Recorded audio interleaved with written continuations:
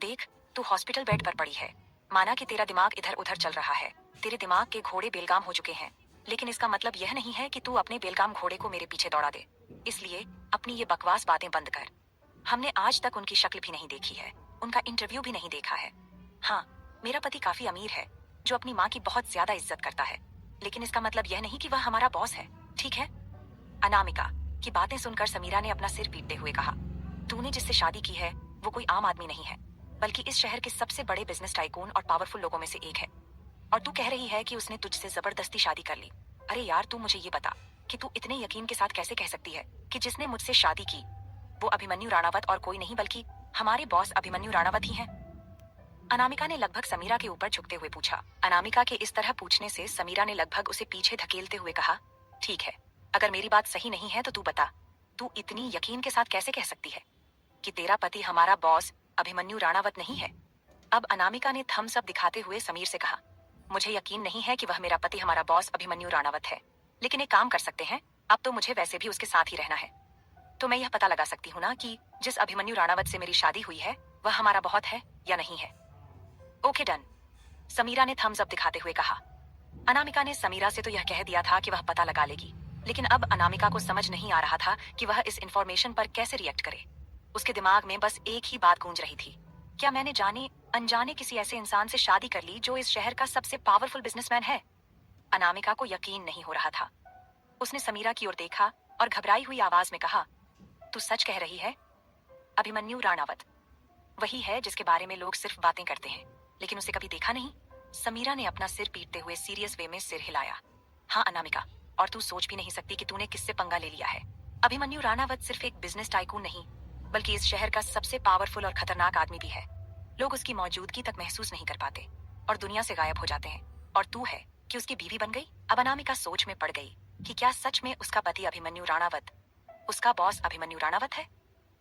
अनामिका ने समीरा का फोन लिया और वह गूगल में अभिमन्यु राणावत टाइप करके सर्च करने लगी, लेकिन उसे कुछ भी नहीं मिला। सिर्फ उसके कुछ इन्फॉर्मेशन थे, लेकिन उसकी कोई फोटो गूगल पर नहीं थी और ना ही आज तक मीडिया में आने वाला कोई इंटरव्यू था, क्योंकि अभिमन्यु राणावत कभी इंटरव्यू देता ही नहीं था। आज तक लोगों में सिर्फ उसके नाम का दहशत था, किसी ने उसका चेहरा नहीं देखा था। तभी कुछ सोचते हुए अनामिका ने समीरा से पूछा, अगर मेरा पति ही हमारा बॉस अभिमन्यु राणावत है तो यार वह मुझसे शादी क्यों करेगा? क्योंकि मैं तो एक नॉर्मल एम्प्लॉय हूँ और वह कहाँ पूरे अंपायर का ऑनर है। समीरा ने गहरी सांस ली और धीरे से कहा, यही तो बात अजीब है, वो बिना वजह किसी के पीछे नहीं पड़ता। उसने तुझे क्यों चुना? कहीं तूने अनजाने में कुछ ऐसा तो नहीं किया जिससे वो तुझ में इंटरेस्टेड हो गया, या फिर तुझसे बहुत ज्यादा नफरत करता हो जिससे उसने तुझे बर्बाद करने के लिए तुझसे शादी किया है? यह सब कहते हुए समीरा ने आई विंग किया था। समीरा की बातें सुनकर अनामिका ने याद करने की कोशिश की, लेकिन उसे कुछ भी समझ नहीं आ रहा था। मुझे कुछ नहीं पता समीरा, सब कुछ इतनी जल्दी हुआ कि मुझे सोचने का मौका ही नहीं मिला, और आज तक मेरा और उसका सामना नहीं हुआ था, यानी कि हमारे बॉस अभिमन्यु राणावत का, तो वह मुझसे शादी क्यों करेंगे? समीरा ने उसकी तरफ झुकते हुए कहा, अब वह तुझसे शादी क्यों करेंगे? ये सवाल छोड़, अब तू क्या करेगी? क्या तू इस शादी को निभाएगी या फिर उनसे डाइवोर्स लेगी? तभी अनामिका ने मायूसी से सिरना में हिलाते हुए कहा, वह डाइवोर्स नहीं देंगे मुझे। उन्होंने पहले ही कह दिया है कि वह मुझे डाइवोर्स किसी कीमत पर नहीं देंगे, और मैंने उनकी माँ से प्रॉमिस किया है कि मैं इस शादी को निभाऊंगी। अनामिका के यह कहने पर अनामिका और समीरा दोनों ही अब सोच में पड़ गए थे कि अब अनामिका की लाइफ के साथ क्या होगा। तभी अनामिका ने कहा, ठीक है यार, तू आराम कर, मैं देखती हूँ क्या कर सकती हूँ, लेकिन अभी मुझे घर जाना होगा। अनामिका झुककर समीरा के गले लगी तो समीरा ने उसकी पीठ थपथपाते हुए कहा, हाइपर मत होना, किसी भी चीज को लेकर ओवर रिएक्ट मत करना और अपना ख्याल रखना। और हाँ, अपना फोन जल्दी ढूंढ और मुझसे कांटेक्ट में रहना। बाकी अगर तू ऑफिस जा रही है तो मैं भी ऑफिस आऊंगी। तभी अनामिका उससे अलग होते हुए बोली, नहीं, तू अभी ऑफिस नहीं आएगी, एक हफ्ता वेट कर, उसके बाद आना। तब तक तेरी तबीयत ठीक हो जाएगी और इस एक हफ्ते में मैं क्या कर रही हूँ वह तुझे बताऊंगी। वैसे वह जो तेरा कमीना बॉयफ्रेंड है ना, उसकी वॉट कैसे लगानी है यह मैंने सोच लिया है। चल तू रेस्ट कर, मैं चलती हूँ। यह कहकर अनामिका वार्ड से बाहर चली गई। वहीं समीरा बस अनामिका के कहे शब्दों को सुनकर हैरान थी और ये सोचने लगी थी कि आखिर अब अनामिका उसके कमीने बॉयफ्रेंड अभिमन्यु के साथ क्या करने वाली है। अनामिका वर्ड से बाहर आने के बाद वह सीधा हॉस्पिटल के बाहर आ गई और वह ड्राइवर को देखने लगी जिसके साथ वह आई थी, लेकिन उसे कहीं भी ना तो ड्राइवर नजर आया और ना ही कार नजर आया। अब उसके पास ना तो फोन था कि वह फोन करके पूछ लेती और ना ही उसके पास किसी का नंबर था। अब वह वहीं पर खड़ी परेशान हो रही थी वहीं दूसरी तरफ शाम धीरे धीरे रात में ढल चुकी थी। अनामिका अभी तक घर नहीं लौटी थी। रागिनी जी ड्राइंग रूम में बैठी बार बार घड़ी की तरफ तो कभी मेन डोर की तरफ देख रही थी। अभिमन्यु भी सोफे पर बैठा फोन चला रहा था, लेकिन बार बार उसकी निगाहें रागिनी जी की तरफ उठ जाती। आखिरकार रागिनी जी ने धीरे से कहा, अभिमन्यु, अनामिका अभी तक नहीं आई। रात हो गई है, तुम्हें उसे लेने जाना चाहिए। अभिमन्यु ने भौहें चढ़ाकर उनकी ओर देखा। मॉम, उसने खुद ही बाहर जाने का फैसला किया था। उसे वक्त का अंदाजा होना चाहिए था। मैं उसे लेने क्यों जाऊं? अभिमन्यु के यूं जवाब देने से रागिनी जी ने सख्त लहजे में कहा, वह तुम्हारी वाइफ है, उसका फोन भी नहीं है उसके पास। अगर तुम उसे लेने नहीं जाओगे तो कौन जाएगा? अभिमन्यु ने जब रागिनी जी की तरफ देखा तो पाया कि रागिनी जी उसे ही घर रही है। तो उसने एक लंबी सांस भरी और उठते हुए कहा, ठीक है, मैं लेकर आता हूँ, पर उसे कहिएगा कि अगली बार बिना सोचे समझे बाहर ना जाए। वो विला से बाहर निकल गया और कुछ ही मिनटों में अभिमन्यु अपनी कार स्टार्ट करके हॉस्पिटल की ओर रवाना हो गया। उधर अनामिका हॉस्पिटल के बाहर खड़ी थी। उसने अपने छोटे से बैग से कुछ पैसे निकाले और गिनने लगी। वह सोच रही थी कि अब रात हो गई है, उसे घर कैसे जाना चाहिए। लेकिन अभी वो रोड पर आकर कैब लेती, उससे पहले ही अचानक उसके सामने एक ब्लैक एसयूवी आकर रुकी। कार की हेडलाइट्स की चमक उसकी आंखों पर पड़ी और उसने हाथ से अपनी आंखें ढकी। ड्राइविंग सीट का डोर खुला और अभिमन्यु कार से बाहर निकला। उसकी गहरी नीली आंखें नाराजगी से चमक रही थीं।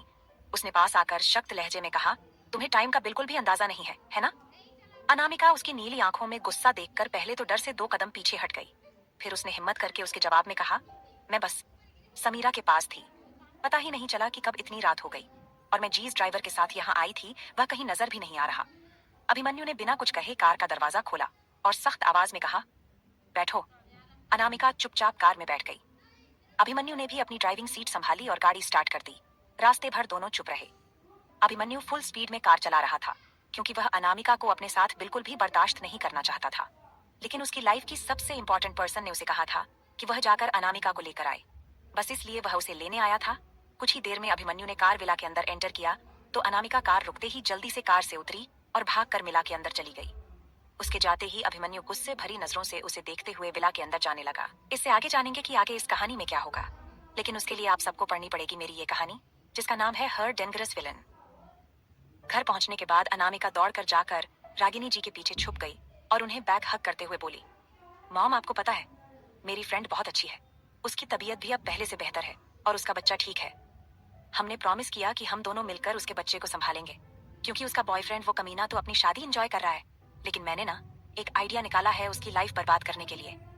जैसे ही अनामिका के मुंह से यह निकला, अभिमन्यु जो अब तक हॉल में आ चुका था, उसने कहा, तुम्हारा काम ही क्या है, सबकी लाइफ में घुस जाना और उनकी लाइफ को बर्बाद करना। तभी अनामिका ने अभिमन्यु की बात सुनकर अपना मुंह ऐंठते हुए रागिनी जी से कहा, मॉम, आपने खाना खा लिया? मुझे बहुत जोर की भूख लगी है, मैं कुछ बना कर लाऊं? तभी रागिनी जी ने अनामिका से कहा, नहीं बेटा, खाना बन गया है, तुम हाथ मुंह धोकर आओ, डाइनिंग टेबल पर बैठो। अनामिका जिसे भूख लगी हुई थी वह तुरंत वॉश बेसिन में गई और हाथ धोकर आ गई और बोली, मुझे बहुत भूख लगी है, तो पहले खाना खा लेती हूँ, उसके बाद कमरे में जाकर चेंज कर लूंगी।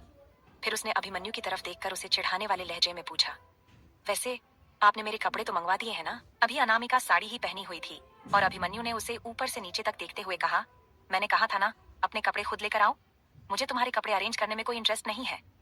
इतना कहकर अभिमन्यु जाकर डाइनिंग टेबल पर बैठ गया और अनामिका उसे घूरती रही। तभी रागिनी जी ने उससे कहा, तुम उसके कपड़े पहन लेना, अगर कुछ कहे तो कह देना मैंने कहा है, फिर मैं देखती हूँ कि वह क्या करता है।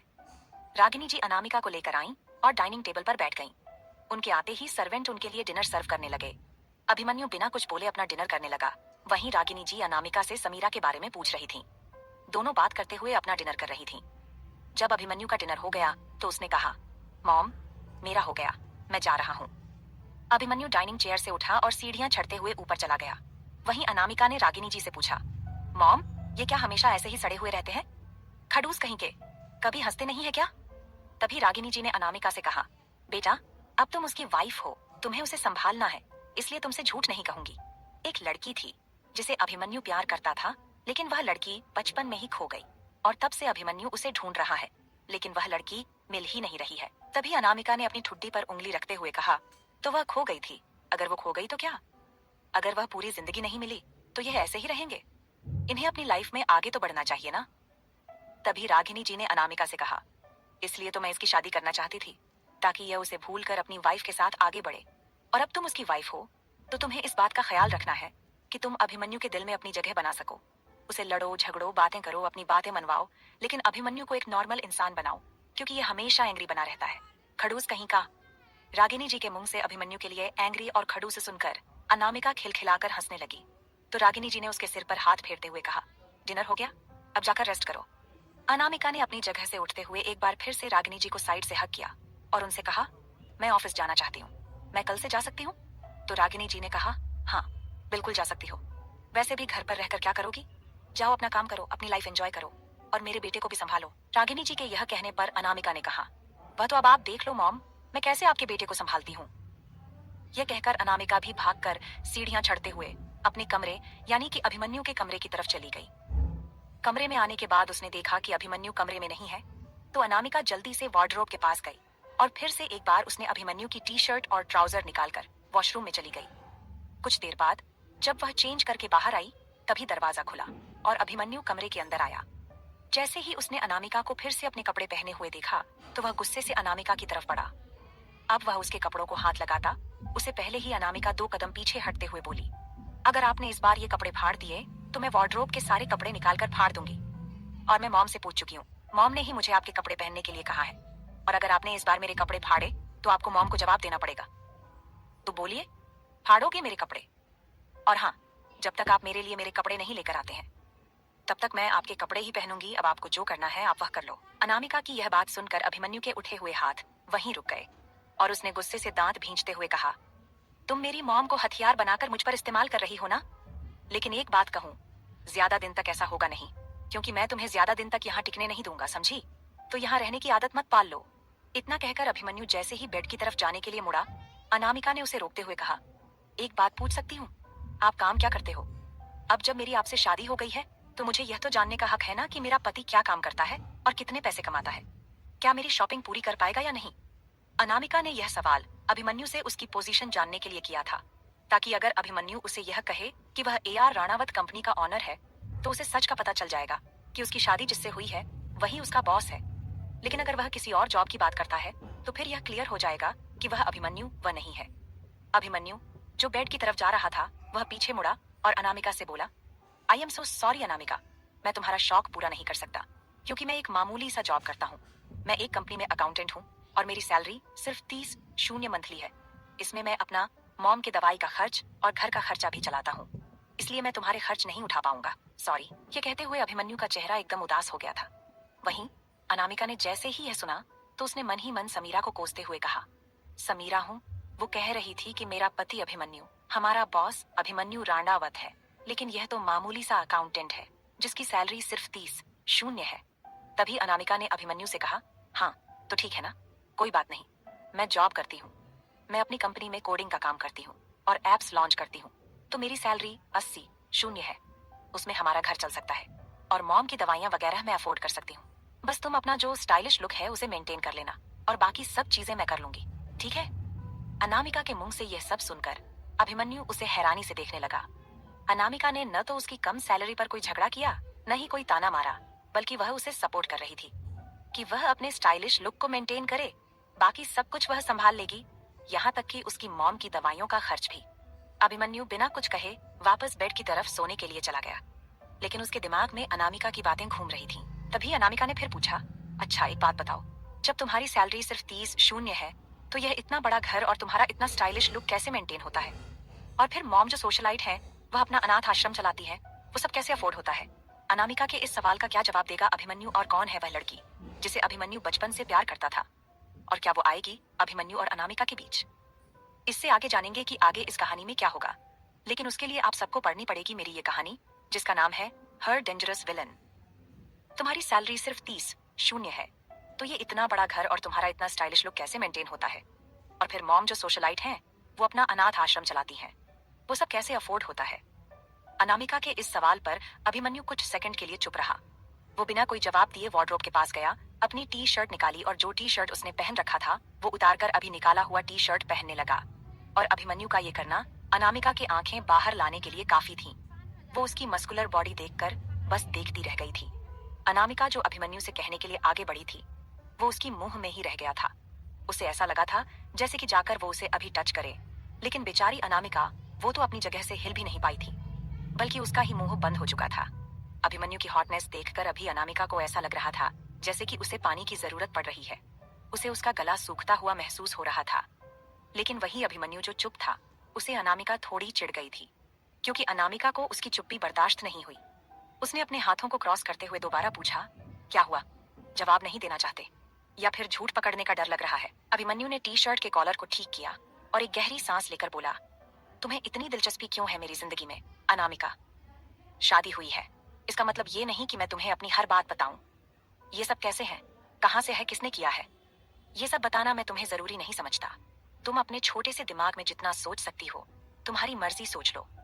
अनामिका ने उसकी बातों पर ध्यान नहीं दिया और बेड पर बैठते हुए बोली, ठीक है, मत बताओ, लेकिन एक बात कहूं, मुझे तो लगता है कि तुम झूठ बोल रहे हो, क्योंकि अगर सच में तुम्हारी सैलरी सिर्फ 30 शून्य होती तो ये सब।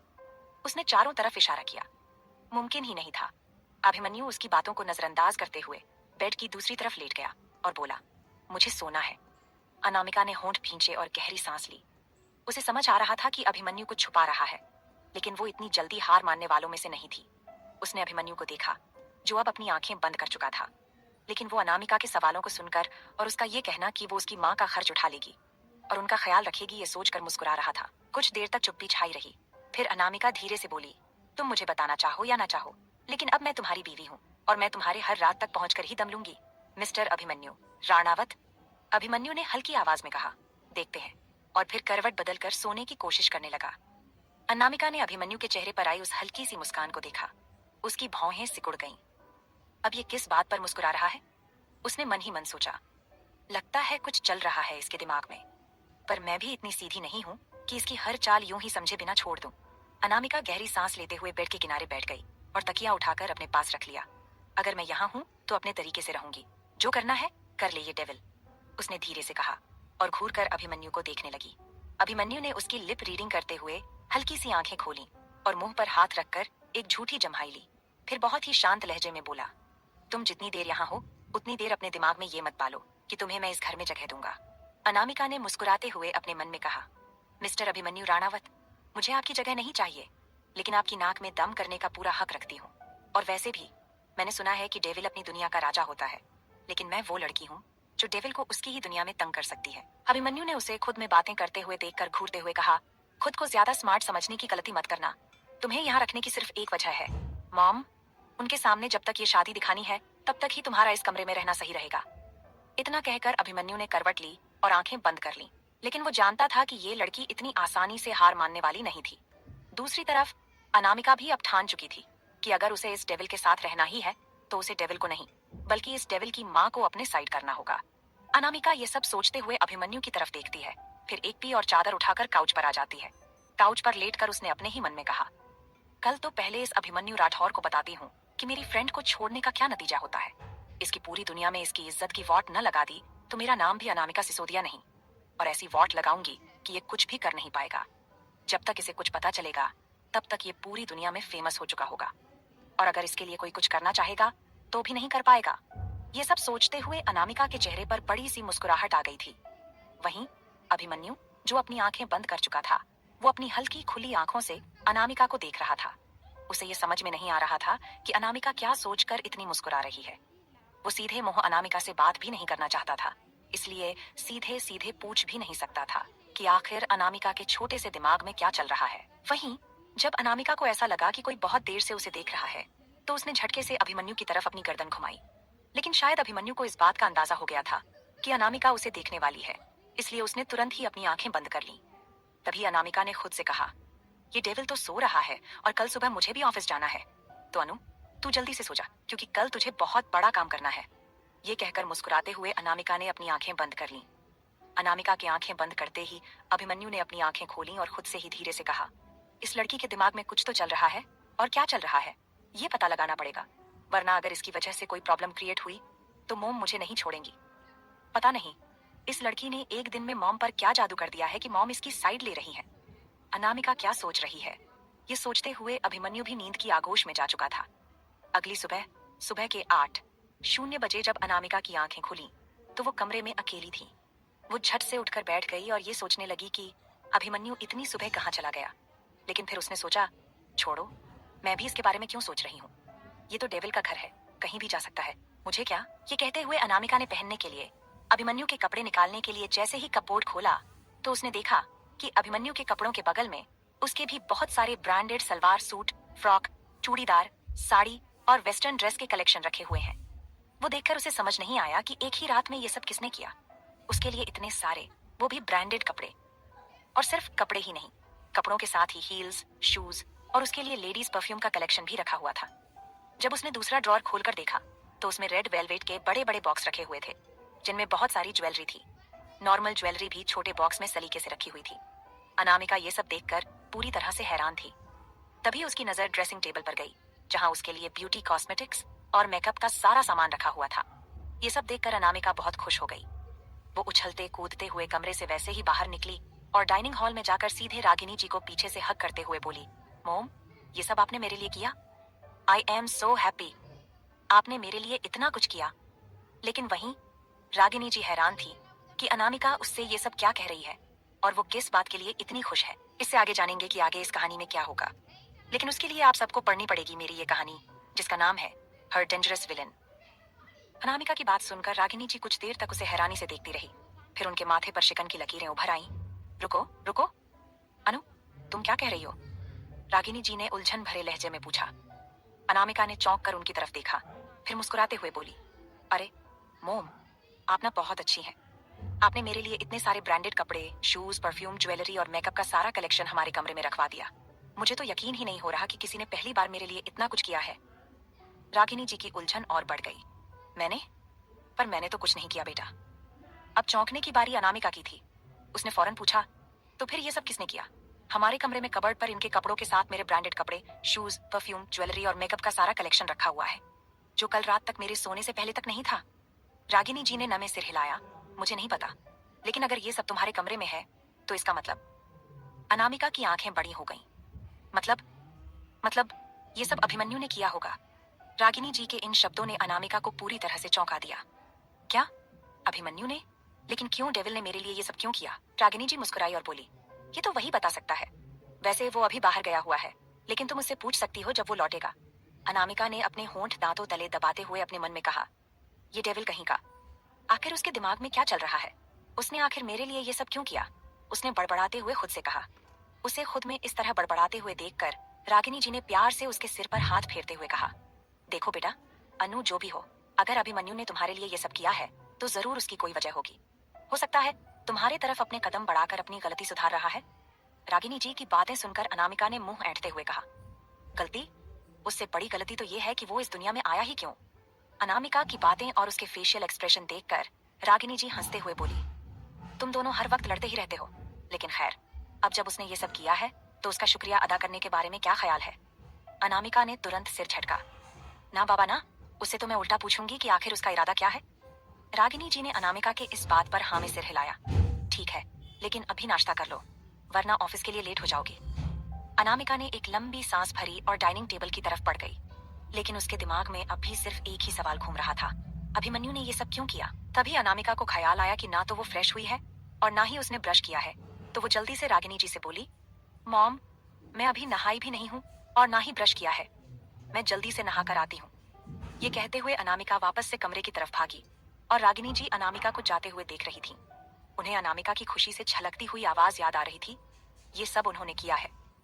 ये सोचकर कि जब अनामिका इतनी खुश हो रही है तो जब अभिमन्यु उसके सामने ये कहेगा कि ये सब उसने किया है, तब उसकी खुशी का तो ठिकाना ही नहीं रहेगा कि उसका पति उसे एक्सेप्ट कर रहा है। ये तो रागिनी जी के माँ होने के ख्याल थे, लेकिन वहीं अनामिका, वो तो कुछ और ही सोच रही थी। उसे तो ये समझ नहीं आ रहा था कि आखिर अभिमन्यु ने ये सब उसके लिए क्यों किया और एक ही रात में कैसे किया, क्योंकि पिछली रात जब उसने कपबोर्ड खोला था तो उसके लिए कुछ भी नहीं था, एक रुमाल तक नहीं। लेकिन अभी सुबह जब उसने कपबोर्ड खोला तो उसके लिए dress, jewelleries, makeup box, perfume, heels सब कुछ रखा हुआ था। तो ये सब अभिमन्यु ने कब और क्यों किया? अनामिका ये सब सोच सोच कर अपने कमरे में आ गई। तभी उसने अपने दिमाग को झटका और खुद से कहा, अनु, अगर यही सब सोचती रही ना तो तेरा सारा टाइम यही बीत जाएगा और तू ऑफिस नहीं जा पाएगी, और तू जो करना चाहती है वो नहीं कर पाएगी। तो पहले एक काम कर, पहले रेडी हो जा, फिर नाश्ता करके ऑफिस चली जा। ऑफिस में अपना काम कर ले, उसके बाद तुझे तेरे इस डेविल पति के बारे में जितना सोचना है सोचती रहना, लेकिन फिलहाल के लिए अभी ऑफिस जा। ये सोचते हुए अनामिका कपबोर्ड के पास गई और उसने सारे ड्रेस देखे, लेकिन उसे ऑफिस जाने के लिए कोई कैजुअल ड्रेस नहीं मिली, क्योंकि सारे ब्रांडेड थे और एक्सपेंसिव भी।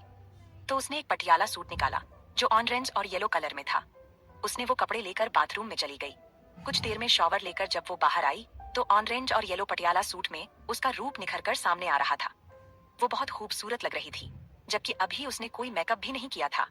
अनामिका ने आईने में देखते हुए अपने बाल बनाए और खुद से ही कहा, वाह, इस ड्रेस में तो मैं बिना मेकअप के भी कितनी खूबसूरत लग रही हूँ।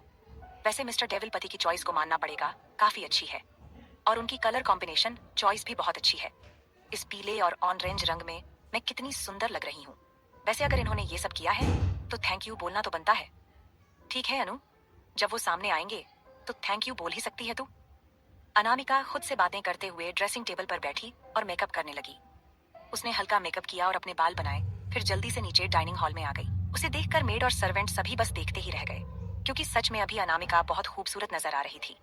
रागिनी जी ने जब माहौल में पसरी खामोशी को महसूस किया और उनकी नजर अनामिका पर गई, तो वो भी उसे बस देखती रह गई। फिर रागिनी जी अनामिका के पास आईं और उसके चेहरे को अपने दोनों हाथों में थामकर उसके माथे को चूमते हुए बोली, बहुत प्यारी लग रही हो, कहीं किसी की नजर न लग जाए। ये कहते हुए उन्होंने अपनी आंखों से काजल निकालकर अनामिका के गर्दन के पीछे लगा दिया। रागिनी जी का ये करना अनामिका को इमोशनल कर गया, क्योंकि पहले कभी उसकी लाइफ में ऐसा कोई था ही नहीं जो उसके लिए ये सब करता। अनामिका रागिनी जी के गले लग गई और बोली, थैंक यू माँ, मेरी लाइफ में आने के लिए। चाहे जैसे भी आप मेरी लाइफ में आई हैं, मैं आपको कभी खोना नहीं चाहूंगी। रागिनी जी अनामिका की बातें सुनकर प्यार से उसके गाल को पकड़ते हुए बोली, आई एम ऑल्सो हैप्पी बेटा, क्योंकि मुझे भी एक प्यारी सी बेटी चाहिए थी, लेकिन मुझे मिला क्या, एक खड़ूस बेटा जो हर वक्त सड़ता रहता है। तुम्हें मेरे रूप में माँ मिल गई और मुझे तुम्हारे रूप में एक प्यारी सी बेटी मिल गई। हम माँ बेटी एक दूसरे को बहुत सारी कंपनी देंगे, बहुत सारी बातें करेंगे, मस्ती करेंगे। रागिनी जी की बातें सुनकर अनामिका और खुश हो गई और बोली, मैं आपसे हर बात शेयर करूंगी और आप भी करना, लेकिन हमारा सीक्रेट रहेगा कि आपका खड़ूस बेटा इस बारे में कुछ भी नहीं जान पाएगा, ओके? रागिनी जी ने हंसते हुए कहा, ओके डार्लिंग, चलो जल्दी से नाश्ता कर लो, तुम्हें ऑफिस जाना है ना? वैसे तुम कौन से ऑफिस में काम करती हो? रागिनी जी के सवाल पर अनामिका कुछ कह दी। तभी मेड वहां नाश्ता लेकर आ गई और टेबल पर रखते हुए बोली, मैडम, आपका नाश्ता। नाश्ता आने से अनामिका रागिनी जी को कोई जवाब नहीं दे पाई और चुपचाप चेयर पर बैठकर खाने लगी। वहीं रागिनी जी भी प्यार से अनामिका के लिए कभी ये जूस सर्व करती, कभी दूध, जैसे उन्हें सच में एक प्यारी सी बेटी मिल गई थी, जैसी उन्हें चाहिए थी। अनामिका ने अपना नाश्ता फिनिश किया और चेयर से उठते हुए रागिनी जी से बोली, मॉम, मैं ऑफिस से काम करके आती हूँ और आज ना बहुत बड़ा काम करना है।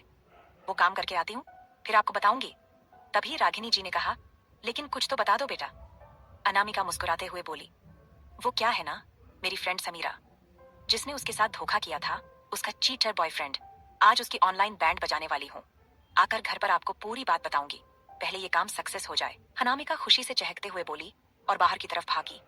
लेकिन आज भी उसके पास पैसे नहीं थे, तो रागिनी जी ने कहा, ड्राइवर को साथ ले जाओ जहां जा रही हो और उससे बोलो कि वो तुम्हें वापस लेने भी आ जाए, नहीं तो मैं अभिमन्यु को। रागिनी जी इतना कह ही रही थी कि अनामिका ने उन्हें रोकते हुए कहा, नहीं माँ, आप अपने खड़ूस बेटे को मुझे लेने मत भेजिए। कल उनके साथ घर आई हूँ, आपको पता है, मुझे लग रहा था जैसे किसी जुर्म की सजा मिली हो, क्योंकि वो खड़ूस खुद तो कुछ बोलता नहीं है और सामने वाले को भी कुछ बोलने नहीं देता। और माँ, मुझे मुंह मिला है बोलने के लिए तो बातें करूंगी ना, कान मिले हैं सुनने के लिए तो बातें सुनूंगी। लेकिन आपका बेटा तो नाप तौल कर शब्द बोलता और सुनता है। ओह गॉड, पता नहीं भगवान को क्या सजा देनी थी जो उन्होंने मेरी शादी आपके खड़ूस बेटे से कर दी। ये कहते हुए अनामिका घर से बाहर निकल गई और रागिनी जी उसे देखकर हंस रही थी। फिर उन्होंने अपने मन में कहा, शायद भगवान मेरे बेटे की जिंदगी में खुशियां भेजना चाहते हैं, इसलिए उन्होंने तुम्हें मेरे बेटे की जिंदगी में भेज दिया। इससे आगे जानेंगे कि आगे इस कहानी में क्या होगा, लेकिन उसके लिए आप सबको सुननी पड़ेगी मेरी ये कहानी, जिसका नाम है हर डेंजरस विलेन। रागिनी जी अनामिका को जाते हुए देखती रही। उनके चेहरे पर हल्की मुस्कान थी, लेकिन दिल में कई सवाल उमड़ रहे थे। क्या सच में अनामिका उनके बेटे के लिए बनी है? क्या ये नोकझोंक आगे चलकर प्यार में बदलेगी? उन्होंने खुद से पूछा और फिर हल्के से सिर हिला दिया और विला के अंदर चली गई। ड्राइवर अनामिका को ऑफिस छोड़कर चला जाता है और अनामिका ऑफिस के अंदर जैसे ही आती है तो रिसेप्शन पर बैठी जेनिफर ने अनामिका को देखकर कहा, वाह Anamika, you are so gorgeous, तुम बहुत प्यारी लग रही हो। वैसे ये ड्रेस कहाँ से लिया? मुझे उस स्टोर का या ब्रांड का नाम बताना, मैं भी जाकर देखूंगी, अगर मिल जाए तो बहुत अच्छा रहेगा। वैसे ये कलर तुम पर बहुत अच्छा लग रहा है। अनामिका ने मुस्कुराते हुए कहा, एक्चुअली जेनिफर, मुझे नहीं पता ये ड्रेस किस स्टोर और किस ब्रांड की है, मुझे गिफ्ट मिला है। तभी वहाँ ऑफिस की सबसे हॉट एंड सेक्सी और स्टाइलिश लड़की वेरोनिका आई और उसने अनामिका के पहने हुए ड्रेस को देखकर कहा, नॉट बैड अनु, तुमने इंडिया के फेमस फैशन डिजाइनर की ड्रेस पहनी है, जो हमेशा ऑर्डर करने पर ही बनाता है। तुझे किसने इतनी महंगी गिफ्ट दे दी? तुझे पता है, तूने जो ड्रेस पहनी है, सिर्फ इस एक ड्रेस का ही कम से कम 15 से 18 लाख का कीमत होगा। अनामिका ने जैसे ही ये सुना, उसकी आंखें हैरानी से फैल गईं। उसने अपने कपड़े को छूकर देखते हुए कहा, are you kidding me, Veronica? ये ड्रेस तुझे 15 से 18 लाख का लग रहा है? तभी वेरोनिका ने कहा, यार, तुझे पता है मैं इस ऑफिस में क्यों हूँ? मुझे नाम और दौलत की कोई कमी नहीं है। मैं बस हमारे बॉस अभिमन्यु राणावत के लिए इस ऑफिस में हूँ, ताकि अभिमन्यु मेरा हो सके। मैं उस पर ट्राई कर रही हूँ, ये तुझे अच्छे से पता है ना? तो फिर मुझे ऐसी ड्रेस के बारे में कैसे नहीं पता? ये देख, मेरी ड्रेस नायशा ने बनाई है। तुझे पता है ना, नायशा इंडिया की 2nd नंबर की बेस्ट डिजाइनर है, क्योंकि हर्ष इंडिया का नंबर 1 डिजाइनर है, जिसकी रेटेड वैल्यू अभी सबसे ज्यादा है। अनामिका वेरोनिका की शक्ल ही देख रही थी तो उसने कहा, यार, तुझे कोई गलतफहमी हुई होगी। तभी वेरोनिका ने कहा, ना अनु, मुझे अच्छे से पता है कि हर्ष की डिजाइनिंग और फैब्रिक क्वालिटीज क्या होती है। ये वही ड्रेस है। चल, मैं तुझे एक वीडियो दिखाती हूँ। अभी कुछ दिन पहले ही हर्ष ने ये डिजाइन लॉन्च किया था कि वो इस टाइप का ड्रेस बनाने वाला है, और सेम टू सेम ये ड्रेस अभी तूने पहना है।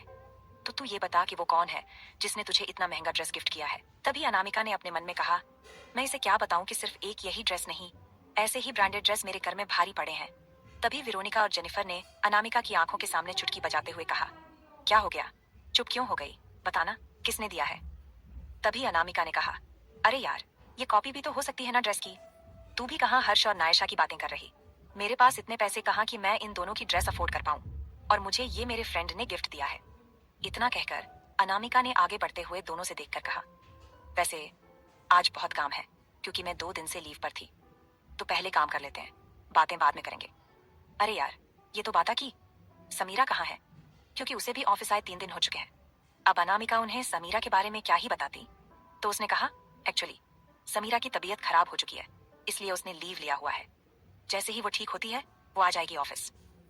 चल, मुझे बहुत काम है, मैं चलती हूँ। अनामिका लिफ्ट की तरफ बढ़ गई थी, क्योंकि उसका डिपार्टमेंट 45वें फ्लोर पर था। लेकिन उसके मन में आया कि रोनिका ने कहा था कि वो अभिमन्यु के लिए यहाँ है, क्योंकि वो चाहती है कि अभिमन्यु उसका हो जाए। अनामिका ने खुद से कहा, वेरोनिका की बच्ची, मैं तुझे छोड़ूंगी नहीं। सूखी लकड़ी सी जो तू है ना, तो उस लकड़ी पर मैं क्रॉसिंग का तेल और पेट्रोल डालकर आग लगा दूंगी। अगर मेरे पति की तरफ आंख उठाकर भी देखा तो? हाँ, माना कि जबरदस्ती शादी की उसने, लेकिन चाहे जैसा भी हो, अकड़ू हो, खड़ूस हो, जो भी हो, वो मेरा पति है, और मेरा पति मेरे पास ही सही लगेगा। फिर अनामिका ने अपने ही सिर पर चपत मारते हुए कहा, लेकिन अगर ये अभिमन्यु राणावत मेरा पति नहीं हुआ तो पहले मुझे कंफर्म करना चाहिए। अगर वो मेरा पति हुआ तो मैं उसे सबसे प्रोटेक्ट करूंगी, और अगर नहीं हुआ तो उसे कोई भी लेकर जाए, इससे मुझे क्या। अनामिका अब 45वें फ्लोर पर आ चुकी थी। लिफ्ट का डोर ओपन होता उससे पहले ही उसने वापस से 49वें फ्लोर का बटन प्रेस किया और कहा, मैं पहले बॉस के ऑफिस में जाती हूँ, देखती हूँ कि वो कौन है। अगर आज किस्मत अच्छी हुई तो देखने को मिल जाएगा कि अभिमन्यु राणावत और मेरे पति अभिमन्यु राणावत एक ही हैं या नहीं। अगर एक हुए तो फिर ठीक है, और अगर नहीं हुए तो इन्हें रोनिका लेकर जाए या कोई और, मुझे क्या। 49वें फ्लोर पर लिफ्ट का डोर ओपन हुआ। अनामिका बाहर निकली और इधर उधर देखकर आगे बढ़ने लगी। 49वां फ्लोर बिल्कुल शांत था, जैसे वहां पर कोई है ही नहीं। वो बहुत अच्छे से डेकोरेट किया हुआ था। उसकी सीलिंग्स को एक रॉयल लुक दिया गया था। वहां बहुत सारे रोज के पौधे लगे हुए थे और बहुत खूबसूरत लग रहे थे। ये डिपार्टमेंट ऐसा लग ही नहीं रहा था कि ये ऑफिस है, बल्कि ऐसा लग रहा था जैसे ये किसी खूबसूरत कॉरिडोर का हिस्सा हो। अनामिका आगे बढ़ी और एक केबिन के पास आकर रुकी। उसने अंदर झांकने की कोशिश की, लेकिन अंदर का कुछ नजर नहीं आ रहा था। उसने खुद से ही कहा, अनु, 5 मिनट के लिए कोई भी बहाना करके अंदर चल। 5 मिनट में भी देखने को तो मिल ही सकता है कि ऑफिस के अंदर कौन है और कौन नहीं। वैसे भी जब मैं ऑफिस के लिए घर से बाहर निकली थी तो अभिमन्यु घर पर नहीं था। मतलब मेरा डेविल पति अपने ऑफिस गया होगा, तो तब तो पता चल जाएगा आज ही कि मेरा डेविल पति ही हमारा बॉस अभिमन्यु राणावत है या नहीं। अभी ये सोचकर अनामिका खुद ही पाई थी कि तभी कोई आ गया और उसने अनामिका के कंधे पर टैप करते हुए कहा, what are you doing miss, आप यहाँ क्या कर रही हैं? अनामिका इस आवाज को सुनकर झट से पीछे मुड़ी तो उसने देखा कि उसके सामने 27-28 साल का एक लड़का खड़ा था, जिसके फेशियल एक्सप्रेशन सीरियस थे और वो अनामिका को सीरियस एक्सप्रेशन से देख रहा था। उस लड़के ने कहा, मिस, आप कौन हैं और कौन से डिपार्टमेंट में काम करती हैं? अनामिका बस उसे देख रही थी, क्योंकि ये लड़का जो सामने खड़ा था कोई और नहीं बल्कि AR एम्पायर का वाइस प्रेसिडेंट नमन आहूजा था, जो president of empire Abhimanyu Ranawat के ऑर्डर्स पर काम करता था। तो वहीं पूरा डिपार्टमेंट नमन आहूजा के ऑर्डर्स पर ही चलता था, क्योंकि नमन आहूजा अभिमन्यु राणावत का राइट हैंड था। अनामिका ने उसे देखकर तुरंत रिएक्ट करते हुए कहा कि good morning sir. Good morning. अब आप बताएंगी कि आप यहाँ क्या कर रही हैं और आपको यहाँ आने की परमिशन किसने दी, क्योंकि कोई भी एम्प्लॉय 49वें फ्लोर पर नहीं आता। आप यहाँ कैसे आ गईं? नमन अनामिका की शक्ल देखकर कुछ याद करने की कोशिश कर रहा था कि आखिर ये लड़की कौन है, उसने उसे पहले कहाँ देखा है, लेकिन उसे सही से कुछ याद नहीं आ रहा था।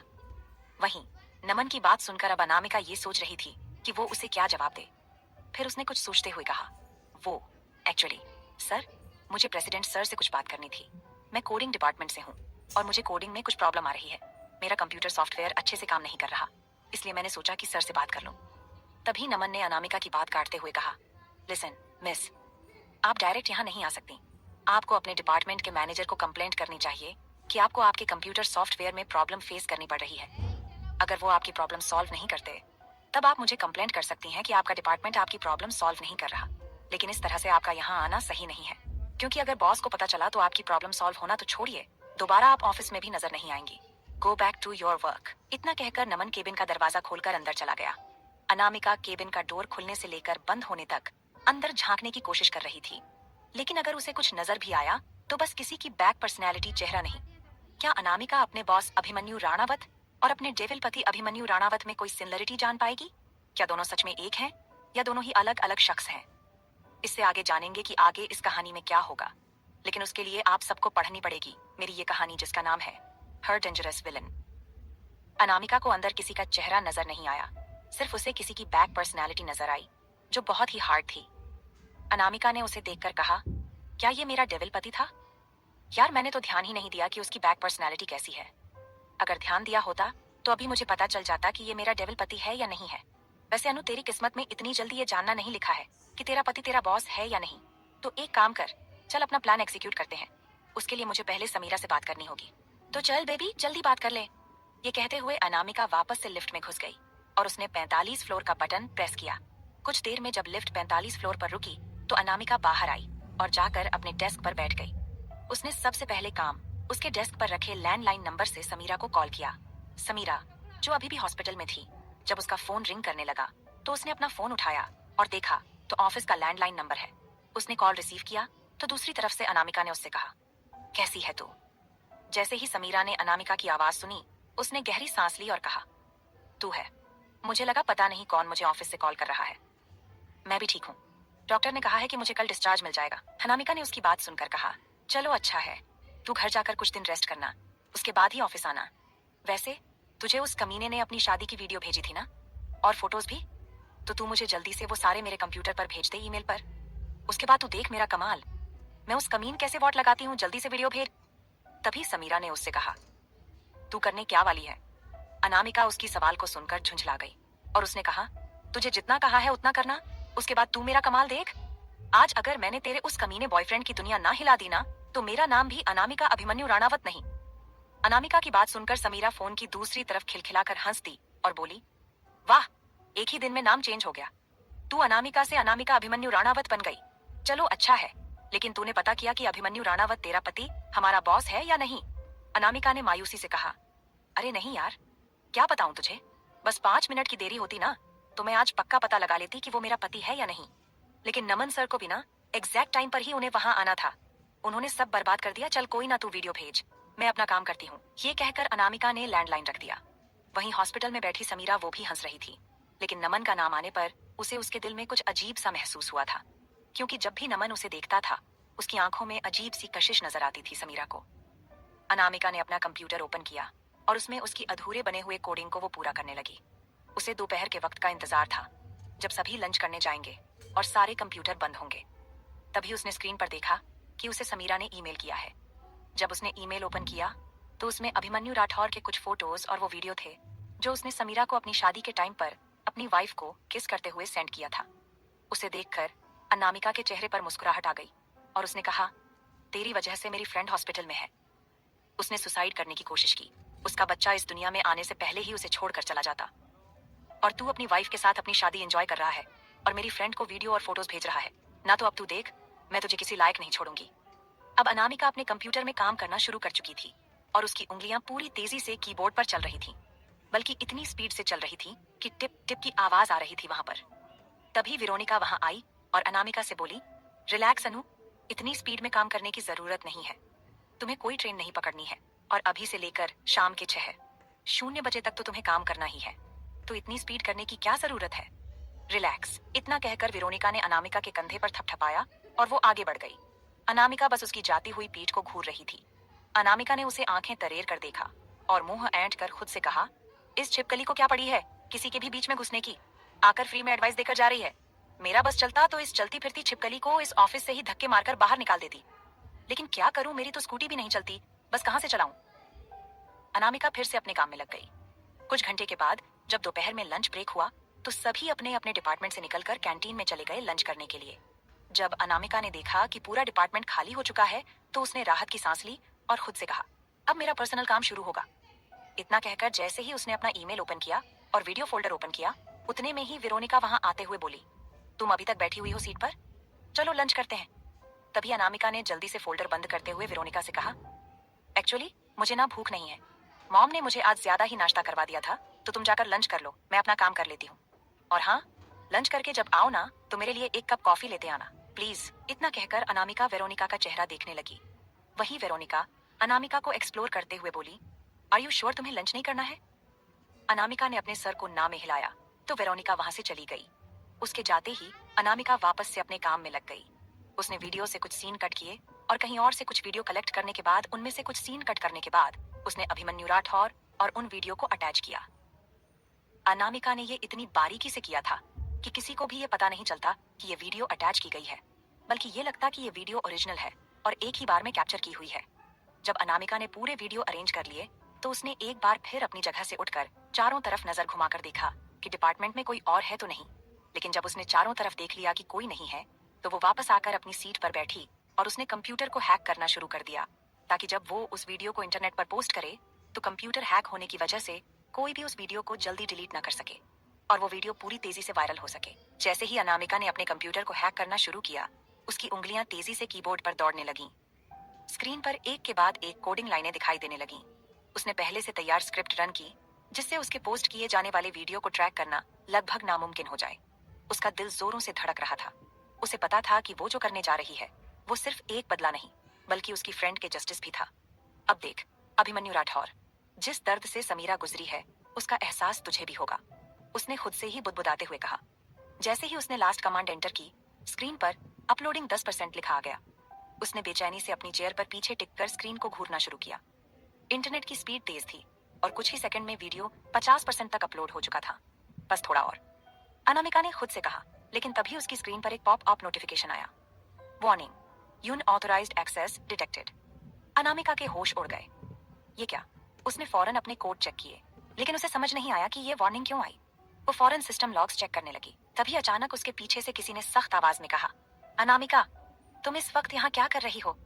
इस आवाज को सुनकर एक पल के लिए उसकी सांसें अटक गईं। उसने धीरे धीरे अपनी गर्दन घुमाई और जब उसने देखा कि सामने कौन खड़ा है तो उसके चेहरे का रंग उड़ गया। आखिर कौन खड़ा है अनामिका के पीछे? क्या उसने अनामिका को वीडियो अपलोड करते हुए देख लिया है? और अगर देखा है तो अब क्या होगा अनामिका के साथ? क्या अनामिका उस वीडियो को 100% अपलोड कर पाएगी? इससे आगे जानेंगे कि आगे इस कहानी में क्या होगा। लेकिन उसके लिए आप सबको पढ़नी पड़ेगी मेरी ये कहानी जिसका नाम है हर डेंजरस विलन। इस आवाज को सुनकर एक पल के लिए उसकी सांसें अटक गईं। उसने धीरे धीरे अपनी गर्दन घुमाई और जब उसने देखा कि सामने कौन खड़ा है तो उसके चेहरे का रंग उड़ गया, क्योंकि उसके पीछे वाइस प्रेसिडेंट नमन आहूजा खड़ा था। अनामिका की आंखें चौड़ी हो गईं। उसके हाथ की उंगलियां कीबोर्ड पर अटक गईं। नमन की नजरें कंप्यूटर स्क्रीन पर टिकी थीं, जहां अपलोडिंग बार अब 75 तक पहुंच चुकी थी। मैंने पूछा, तुम कर क्या रही हो अनामिका? नमन की आवाज में सीरियसनेस साफ झलक रही थी। अनामिका ने तेजी से स्क्रीन की ओर देखा और बिना एक सेकंड गवाए Ctrl+Shift+SC दबाकर टास्क मैनेजर खोल दिया। उसने झट से वीडियो अपलोडिंग प्रोसेस को एंड टास्क कर दिया। लेकिन इससे पहले कि वह कंप्यूटर को शट डाउन करती, नमन ने झुककर माउस पकड़ लिया और स्क्रीन लॉक कर दी। किस चीज को छुपाने की इतनी जल्दी है? उसकी निगाहें अनामिका पर जमी थीं। अनामिका ने गहरी सांस ली और जबरदस्ती मुस्कुराने की कोशिश की। कुछ नहीं सर, मैं तो बस एक प्रोजेक्ट पर काम कर रही थी। झूठ मत बोलो अनामिका, मैं देख सकता हूँ कि अभी तुमने क्या किया है। नमन ने झटके से चेयर अपने घुमाई, जिससे अब अनामिका सीधे उसकी आंखों में देख रही थी। उसके चेहरे पर हल्का सा पसीना आ गया था। नमन ने कंप्यूटर में फोल्डर ओपन किया और उन्हें चेक करने लगा, लेकिन नमन को कुछ भी ऐसा नहीं मिला जो वह अनामिका को दिखा सके और वार्न कर सके। अनामिका ने चुपके से कंप्यूटर की तरफ देखा और राहत की सांस ली, क्योंकि उसके वीडियो अपलोड होने के बाद वह फोल्डर अपने आप बंद हो चुका था और फोल्डर ओपन करने के बाद भी उसमें कोई वीडियो नहीं मिल रही थी, क्योंकि वह वीडियो ऑलरेडी अपलोड हो चुका था। नमन ने अनामिका को देखा और कहा, तुमने कुछ तो किया है अनामिका, लेकिन क्या कुछ पता नहीं चल रहा है। अब तुम मुझे अपने मुंह से बताओ कि तुमने आखिर क्या किया है। तभी अनामिका ने अपने हाथ सीने पर फोल्ड करते हुए कहा, लिसन सर, मैं अपना काम कर रही थी। अगर आपको वह देखना है तो मैं आपको दिखा सकती हूँ। तो प्लीज आप मेरी चेयर से उठिए, मैं आपको फोल्डर ओपन करके दिखाती हूँ। नमन अनामिका के इस तरह कहने पर उसकी चेयर से उठ खड़ा हुआ और सामने कंप्यूटर की स्क्रीन को देखने लगा। अनामिका अपनी चेयर पर बैठी और उसने अपनी कोडिंग फाइल ओपन की और उसमें अपनी बनाई हुई कोडिंग को नमन की तरफ स्क्रीन घुमाकर दिखाया। नमन ने सारी कोडिंग देखी और उसे यकीन नहीं हो रहा था कि अनामिका कोडिंग पर काम कर रही थी, जबकि उसने स्क्रीन पर कुछ देर पहले कुछ और ही देखा था। तभी नमन ने अनामिका से कहा, ओके फाइन, तुम अपना काम कर सकती हो, लेकिन अभी लंच का टाइम है तो तुम लंच करने क्यों नहीं जा रही हो? यहाँ बैठकर काम क्यों कर रही हो? तभी अनामिका ने कहा, वह क्या है ना सर, आज मैं घर से आते वक्त कुछ ज्यादा ही नाश्ता कर ली थी। मेरी मॉम ने मुझे पेट भर के नाश्ता करा दिया था, इसलिए मुझे अभी भूख नहीं लगी, तो मैं अपना काम करने बैठी हुई हूँ। नमन अनामिका को देख रहा था। उसके फेशियल एक्सप्रेशन कुछ और ही बता रहे थे। मतलब कुछ देर पहले जिस चेहरे पर पसीने की बूंदें नजर आ रही थीं, उस चेहरे पर अब एक स्माइल थी, जिसका मतलब समझ पाना नमन के लिए नामुमकिन था। अनामिका का इस तरह का एटीट्यूड देखकर नमन वहां से जा चुका था। वहीं 49वें फ्लोर पर अभिमन्यु के केबिन में उसका कंप्यूटर वार्निंग बिप दे रहा था। Computer hacking alert warning beep दे रहा था। जब कोई कंप्यूटर हैक करेगा तो उसके कंप्यूटर पर बीप की आवाज आएगी, जो यह अलर्ट नोटिस थी कि उसके कंप्यूटर को हैक किया जा रहा है। अभिमन्यु ने तुरंत अपना कंप्यूटर ओपन किया और यह चेक करने लगा कि उसके कंप्यूटर को हैक किसने किया है। लेकिन यह हैरानी की बात थी कि कंप्यूटर हैकिंग की नोटिफिकेशन तो आ रही थी, बीप की आवाज भी आ रही थी, लेकिन कंप्यूटर हैक किसने किया ये शो नहीं हो रहा था। आईपी एड्रेस भी ट्रेस नहीं हो रहा था और यह देखकर अभिमन्यु को बहुत ज्यादा ही हैरानी हो रही थी, क्योंकि अभिमन्यु भी एक कंप्यूटर एक्सपर्ट था। उसे तुरंत ही यह समझ जाना चाहिए था कि उसका कंप्यूटर किस आईपी एड्रेस से हैक किया गया है, लेकिन ऐसा बिल्कुल भी नहीं हो रहा था। अभिमन्यु की उंगलियां तेजी से कीबोर्ड पर चल रही थीं। उसने अपने सिस्टम के हर लॉग को चेक किया, हर ट्रेस को स्कैन किया, लेकिन उसे कुछ भी हासिल नहीं हुआ। ये कैसे हो सकता है? उसने अपने बालों पर हाथ फेरते हुए खुद से कहा। अभिमन्यु राणावत कोई मामूली शख्सियत नहीं था। उसने अब तक कई साइबर अटैक्स देखे थे, कई बार अपने राइवल्स के सिस्टम को खुद तहस नहस किया था, लेकिन आज पहली बार उसके साथ ऐसा हो रहा था। जिसने भी यह किया है वह कोई आम इंसान नहीं हो सकता।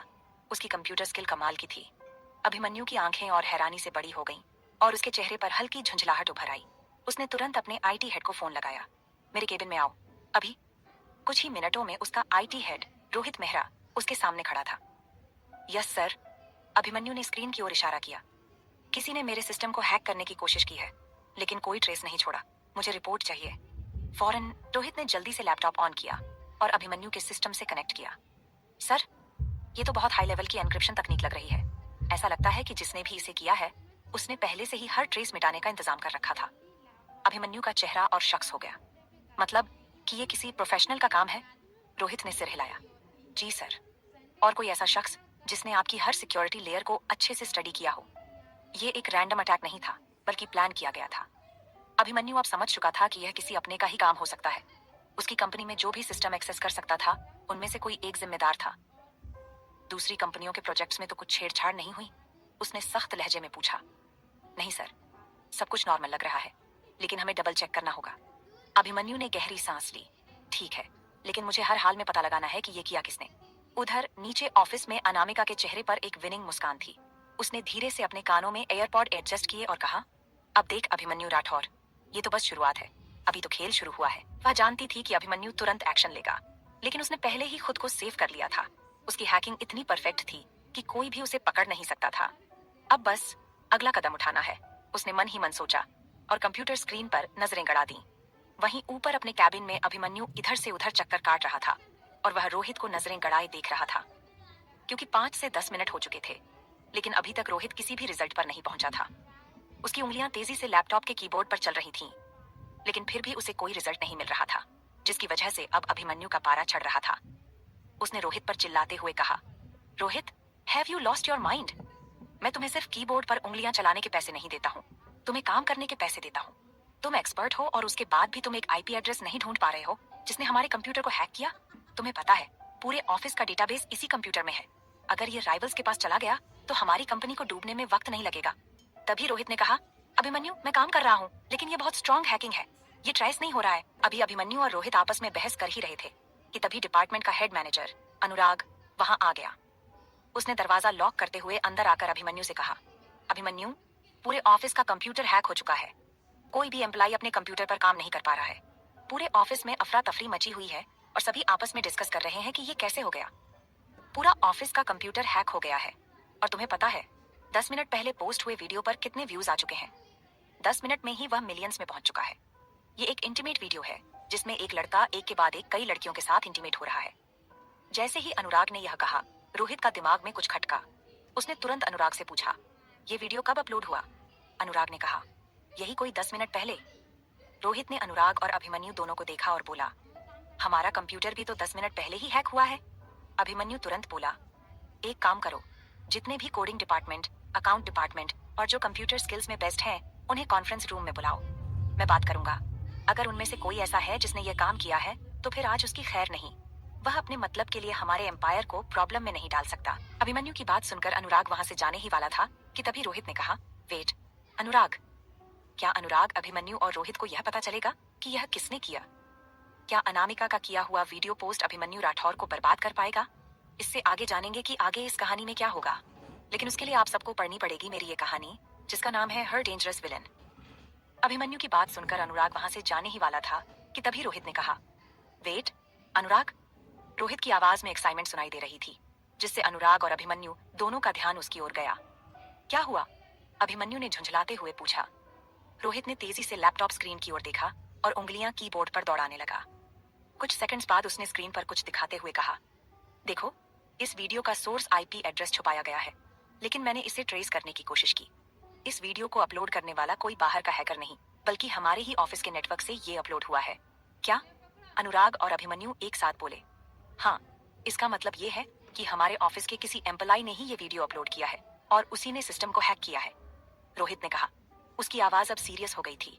अभिमन्यु ने एक गहरी सांस ली। उसकी आंखों में गुस्सा नजर आ रहा था। अगर ये ऑफिस के अंदर का ही कोई आदमी है तो हम उसे आसानी से पकड़ सकते हैं। अनुराग, तुरंत सिक्योरिटी को अलर्ट करो और हर एंट्री एग्जिट पॉइंट सील करवा दो। कोई भी ऑफिस से बाहर नहीं जाएगा जब तक कि हमें यह नहीं पता चलता कि इस सबके पीछे कौन है। अभिमन्यु के कहने पर अनुराग ने तुरंत फोन निकाला और सिक्योरिटी हेड को कॉल किया। इसी बीच रोहित ने स्क्रीन पर कुछ और डाटा एक्सेस किया और खुश होकर बोला, मुझे कुछ मिला है। जिसने भी ये किया उसने अपनी पहचान छुपाने की पूरी कोशिश की लेकिन एक छोटी सी गलती कर दी। वीडियो अपलोड करने के दौरान उसने हमारे लोकल सर्वर से कनेक्शन लिया था और उसके कुछ सेकंड्स के लिए असली आईपी एड्रेस सामने आ गया था। तो फिर देर किस बात की? बताओ, वो कौन है? अभिमन्यु ने जल्दी से पूछा। रोहित ने कुछ और कोड रन किए और फिर स्क्रीन की ओर इशारा करते हुए कहा, ये कोडिंग डिपार्टमेंट से किसी ने किया है। रोहित के ये कहते ही अभिमन्यु और अनुराग एक दूसरे की शक्ल देखने लगे। तभी अभिमन्यु ने अनुराग से कहा, अनुराग, कोडिंग डिपार्टमेंट के हेड को कॉल करो और बोलो कि डिपार्टमेंट में जो सबसे बेस्ट कंप्यूटर इंजीनियर है उसे मेरे केबिन में भेजें। अभिमन्यु की बात सुनकर अनुराग ने अपना फोन निकाला और उसने कोडिंग डिपार्टमेंट के हेड को कॉल करके उसके कॉल रिसीव करने पर उसने वही शब्द कहे जो अभिमन्यु ने कहा था और उसने भी हाँ कहकर कॉल कट कर दिया। वहीं रोहित अभिमन्यु से बोला, वाह यार, हमें तो पता ही नहीं था कि कोडिंग डिपार्टमेंट में इतना बेस्ट कंप्यूटर हैकर है। मतलब उसने क्या टेक्नोलॉजी का यूज किया है, उसने सब कुछ कर भी दिया और किसी को पता भी नहीं चला। तुझे पता है, अभी जो वीडियो उसने अपलोड किया था अभी लगभग 20 मिनट में वो आउट ऑफ 10 मिलियन हो चुकी है और जिसकी ये वीडियो है ना उसकी लाइफ में उथल पुथल मच चुकी होगी, साथ में उन लड़कियों की भी जो इसमें मौजूद है। लेकिन ये जो भी है शायद इसने सिर्फ उसी शख्स को टारगेट किया है, उन लड़कियों को नहीं, क्योंकि जहां भी लड़कियों का फेस सामने आया है वो ब्लर कर दिया गया है लेकिन उस लड़के का फेस वो पूरी तरह से क्लियर है, जैसे कि सामने वाले को इस शख्स के ऊपर कितना गुस्सा भरा पड़ा है और उसने इस वीडियो के जरिए अपना गुस्सा निकाला है। तभी वहां पर नमन डोर पर नॉक करते हुए अंदर आया और उसने कहा, ये सब क्या हुआ है? अभी ऑफिस के सारे कंप्यूटर हैक हो चुके हैं और कोई भी एम्प्लॉय काम नहीं कर पा रहा है।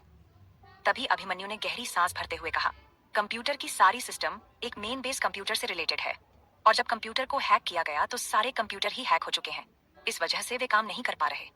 फिर अभिमन्यु रोहित की तरफ मुड़कर बोला, रोहित, तू जल्दी से सब कुछ नॉर्मल कर ताकि एम्प्लॉय काम कर सके। रोहित ने कहा, मैं कर रहा हूँ, बस मुझे और 10 मिनट की जरूरत है। तभी अभिमन्यु ने नमन से कहा, कोडिंग डिपार्टमेंट से मैनेजर कुछ एम्प्लॉय को भेज रहे हैं, मुझे उनसे बात करनी है। कोडिंग डिपार्टमेंट का नाम सुनकर नमन का दिमाग ठनका और उसने पूछा, लेकिन कोडिंग डिपार्टमेंट से एम्प्लॉय क्यों? तभी अनुराग ने उसके सवाल का जवाब दिया, क्योंकि ये कंप्यूटर हैक करने वाला कोई कोडिंग डिपार्टमेंट का एम्प्लॉय है। उसी ने ये सब किया है। जैसे ही अनुराग ने ये कहा, तभी नमन के दिमाग में पहला नाम अनामिका का आया, क्योंकि आज सस्पिशियस अनामिका ही थी उसकी नजरों में। तभी अनुराग का फोन बजने लगा। अनुराग ने फोन देखा तो उसे कोडिंग डिपार्टमेंट का मैनेजर कॉल कर रहा था। अनुराग ने कॉल रिसीव किया तो मैनेजर ने उससे कहा, अनुराग सर, कोडिंग डिपार्टमेंट में बेस्ट सॉफ्टवेयर इंजीनियर 2 लड़कियां और 4 लड़के हैं, लेकिन इनमें से एक लड़की है जो अभी छुट्टी पर है क्योंकि उसकी तबीयत खराब है, लेकिन एक लड़की है जो ऑफिस आई है, तो मैं उन सबको आपके केबिन में भेजता हूँ।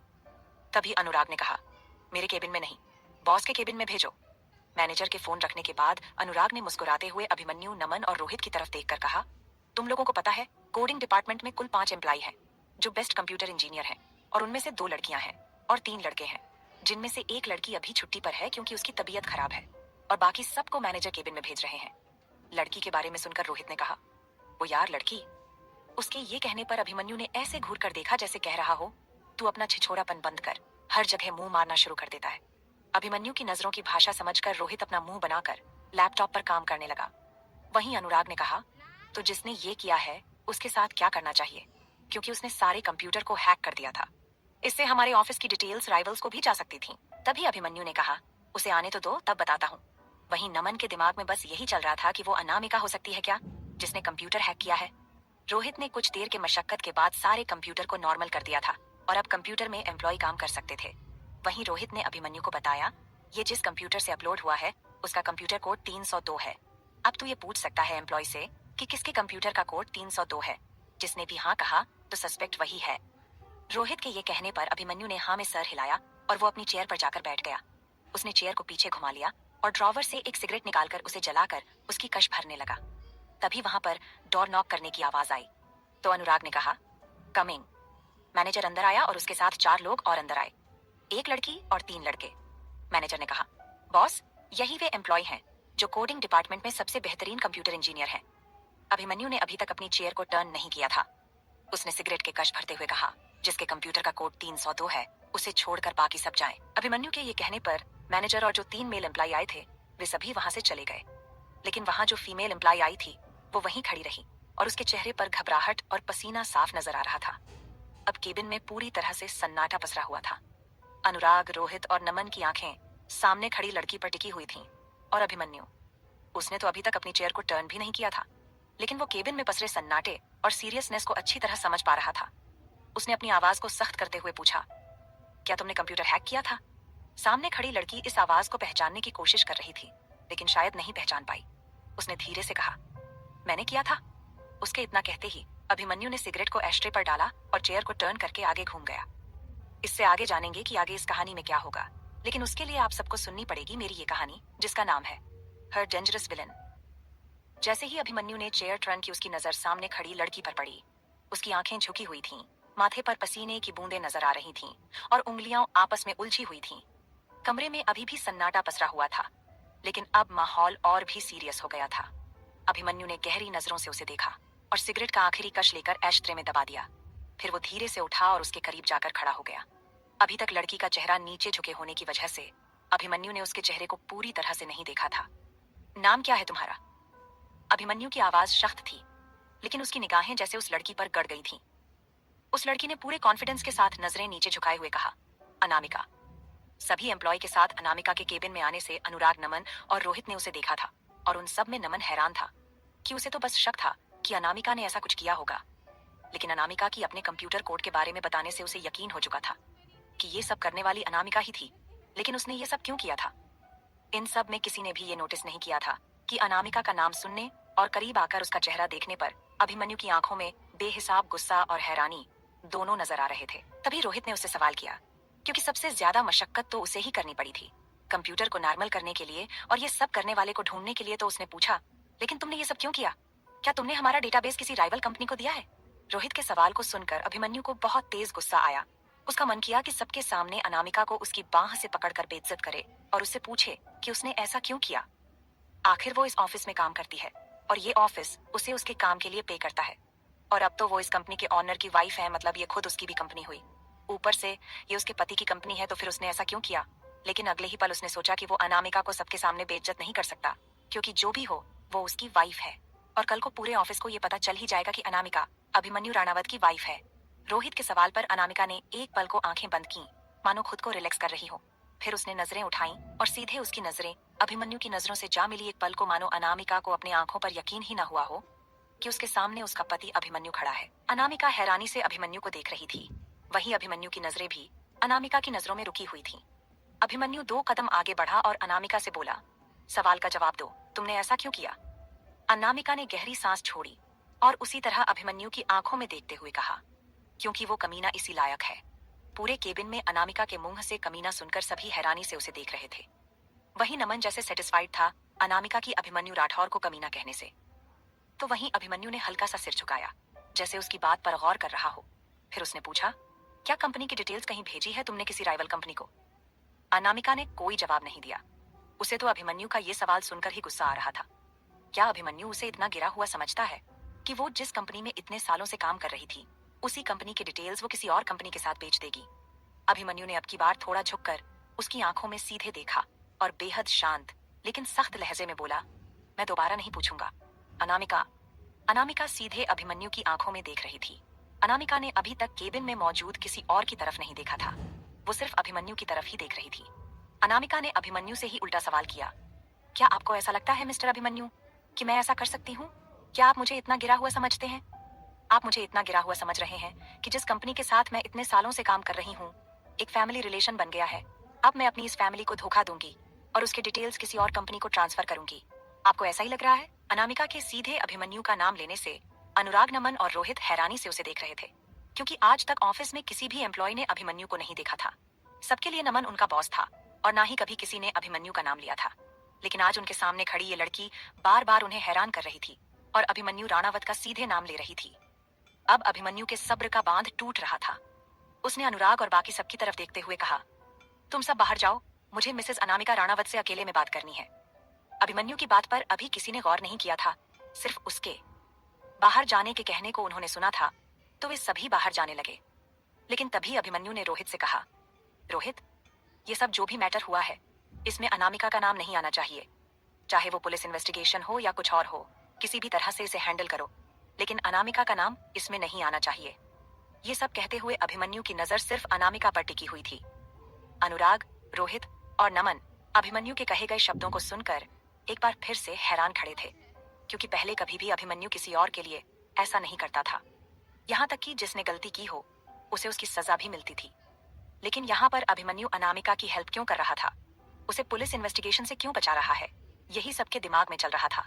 तभी रोहित ने हाँ कहा और अपना लैपटॉप लेकर बाहर चला गया, क्योंकि उसे पुलिस के आईपी एड्रेस ट्रेस करके अनामिका तक पहुंचे उससे पहले ही सारी डिटेल्स को डिलीट करनी थी। सबके बाहर जाते ही अभिमन्यु ने गहरी नजरों से अनामिका को देखना शुरू किया और झटके से उसकी कमर पर अपना राइट हैंड रखा और उसे धकेल कर अपने करीब किया। उसे वॉल से सटाकर बिल्कुल उसके करीब आ गया, जिससे अनामिका को ऐसा महसूस हो रहा था कि वो अभिमन्यु और दीवार के बीच में दब रही है। अभिमन्यु ने अनामिका की आंखों में घूरते हुए उससे पूछा, तो फिर तुमने ऐसा क्यों किया? बोलो। अनामिका। अनामिका को अभिमन्यु के ऐसा करने की उम्मीद नहीं थी। अनामिका अभिमन्यु की आंखों में ही देख रही थी। उसने धीरे से कहा, क्योंकि उस कमीने ने मेरी फ्रेंड की जिंदगी बर्बाद की। वो कमीना खुद तो शादी करके अपनी लाइफ में आगे बढ़ गया, लेकिन मेरी फ्रेंड की जिंदगी तो बर्बाद कर दी ना। अब उसके बच्चे का क्या होगा, जो एक बिना बाप का पैदा होगा? आपको ये दर्द नहीं पता, लेकिन मुझे और मेरी फ्रेंड को पता है। इसलिए मैं उस कमीने को बर्बाद करना चाहती थी। तो मुझसे जितना हुआ मैंने वो किया, और आगे जो होगा मैं वो करूंगी। मैं उसे इतनी आसानी से नहीं छोड़ूंगी। अनामिका के ये कहने से अभिमन्यु की उसकी कमर पर पकड़ और कस गई और उसने उसे अपनी तरफ और खींच लिया, जिससे अनामिका के दोनों हाथ अभिमन्यु के सीने पर आ गए। अनामिका की सांस चढ़ने लगी थी और वो अभिमन्यु के इतने करीब आकर खुद को बहका हुआ महसूस कर रही थी, क्योंकि अभिमन्यु के शर्ट से उसका सीना साफ झलक रहा था।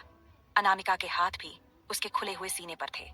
वहीं अभिमन्यु को भी अनामिका के हाथ अपने सीने पर महसूस हो रहे थे और उसकी हाथ की पकड़ अनामिका की कमर पर कसती जा रही थी। अभिमन्यु अनामिका के चेहरे के करीब अपना चेहरा लेकर आया और बिल्कुल उसके होंठों के करीब अपने होंठ लाते हुए बोला, एक बात बताओ, क्या तुमने वो इंटीमेट वीडियो देखा? अभिमन्यु के इस सवाल को सुनकर अनामिका की नजरें उठी और उसने अभिमन्यु को देखा। उसकी आंखों में जैसे जलन साफ नजर आ रही थी। अनामिका ने सोचा, अभिमन्यु ये सवाल क्यों कर रहा है? तभी अनामिका ने धीरे से अपने सिर को हाँ में हिलाते हुए कहा, हाँ, वो वीडियो मैंने ही अरेंज किया था, इसलिए देखा। अनामिका के ये कहते ही अभिमन्यु ने उसे और दीवार की तरफ दबा दिया, जिससे अनामिका को ये महसूस हुआ कि उसका सीना अभिमन्यु के सीने से दब रहा है और उसके मुंह से हल्की सी सिसकी निकल गई। तभी अभिमन्यु ने अनामिका की जबड़े को अपने हाथों से दबाते हुए सख्त आवाज में कहा, दोबारा ऐसा कुछ भी करने की जरूरत नहीं है तुम्हें। मैं नहीं चाहता कि मेरी वाइफ किसी और की इंटीमेट वीडियो देखे। इससे आगे जानेंगे कि आगे इस कहानी में क्या होगा, लेकिन उसके लिए आप सबको सुननी पड़ेगी मेरी ये कहानी, जिसका नाम है हर डेंजरस विलन। अभिमन्यु और अनामिका अभी एक दूसरे के इतने करीब थे कि दोनों को ही एक दूसरे की दिल की धड़कन सुनाई दे रही थी। अभिमन्यु को अनामिका की दिल की धड़कन थक थक बाहर तक सुनाई दे रही थी, जिसे सुनकर जैसे अभिमन्यु खुद अपने होश खो रहा था। उसके हाथ की पकड़ अब अनामिका की कमर पर और कसती जा रही थी। वहीं अनामिका के हाथ अभिमन्यु के सीने पर थे और अभिमन्यु महसूस कर रहा था कि अनामिका की उंगलियां कांप रही हैं उसके सीने पर। अभिमन्यु ने बिल्कुल अपने होठों को अनामिका के होठों के किनारे पर रखते हुए कहा, तुम दोबारा ऐसा वीडियो नहीं देखोगी ना? मैं नहीं चाहता कि तुम ऐसा कुछ देखो। अनामिका सिहर चुकी थी अभिमन्यु के इस तरह करीब आने से। उसने धीरे से अपने सर को ऊपर उठाया तो उसके होंठ अभिमन्यु के होठों से जा लगे और उसकी नजरें अभिमन्यु की आंखों से जा मिलीं। अनामिका की आंखें अपने आप बंद हो गईं और उसने खुद को अभिमन्यु के ऊपर ढीला छोड़ दिया। अभिमन्यु के दोनों हाथ अब अनामिका की कमर और पीठ पर थे और अभिमन्यु के सीने से अनामिका का सीना दब रहा था। अभिमन्यु को एक पल ऐसा लगा जैसे वो खुद भी अनामिका के इस रूप में बह जाएगा। वो खुद पर कंट्रोल नहीं कर पा रहा था। दूसरी तरफ बाहर अभिमन्यु की केबिन के कॉरिडोर पर खड़े अनुराग और रोहित लैपटॉप पर डिटेल्स डिलीट कर रहे थे। तभी अनुराग ने रोहित से कहा, रोहित, आज ये पहली बार हुआ है ना जब अभिमन्यु ने किसी की हेल्प की हो, वो भी उस एम्प्लॉय की जिसने पूरे ऑफिस में टहलका मचा दिया। कंप्यूटर हैक कर ले गए और उसकी वजह से ऑफिस का कोई भी स्टाफ कंप्यूटर पर काम नहीं कर पा रहा था। रोहित ने कहा, हाँ, ये पहली बार हुआ है, लेकिन अभिमन्यु उसकी हेल्प क्यों कर रहा है? यहाँ तक कि वो उससे अकेले में बात कर रहा है। ऐसा क्यों? यहाँ नमन नहीं था, क्योंकि नमन पहले ही स्टाफ से बात करने के लिए जा चुका था कि वे सब अपने कंप्यूटर का शट डाउन करें और उसके बाद फिर ओपन करके काम स्टार्ट करें। तभी रोहित के दिमाग में वो शब्द गूंजे जो अभिमन्यु ने कहा था, मुझे मैसेज अनामिका राणावत से अकेले में बात करनी है। रोहित ने अनुराग की तरफ हैरानी से देखा तो अनुराग ने कहा, क्या? ऐसे क्यों देख रहा है? मेरे चेहरे पर कुछ लगा है क्या? रोहित ने कहा, तेरे चेहरे पर कुछ नहीं लगा, हमारे ब्रह्मचारी की जिंदगी में लड़की आ गई है।